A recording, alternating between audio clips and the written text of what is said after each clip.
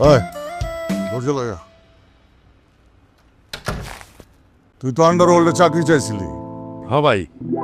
তোরে আমি চাকরি দিতে পারুম কিনা জানি না, কথা দিতাছি না। আপাতত তোরে একটা টেস্ট দিতাছি। এই টেস্টে যদি তুই টিকা যাস তাহলে আমি ভাইবা দেখো। ঠিক পুরো মানে আপনি খালি একবার কর, ঘুষায় নাক বসকা বালামু। হে বেটা, আমি কি তোরে কইছি কাউরে মারতে হইব? তাহলে কি টেস্ট?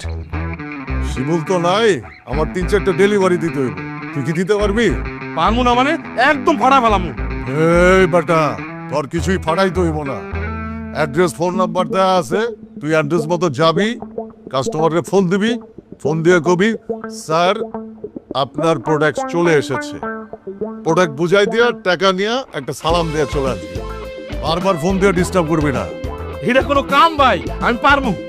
আপনি আমার দোয়া করে দেন। ঠিক আছে, তোরা দোয়া করে দিলাম। তুই অনেক বড় ডেলিভারি ম্যান হল। এই কামটা যদি তুই ঠিকঠাক মতো করতে পারোস, মনে করবি তোর কপাল খুইলা গেছে। আল্লাহ, আমি জানি ঠিক আছে। আল্লাহ, আমি জানি ঠিক আছে। কি করিস তুই? ভাই আমার তো ভালো জামা কাপড় নাই, আপনার প্যান্ট আর গেঞ্জিটা পরে যাই। ও বেটা, তুই তোর জামা কাপড় পরে যা। আচ্ছা ঠিক আছে ভাই, তাহলে আমি রেডি হই।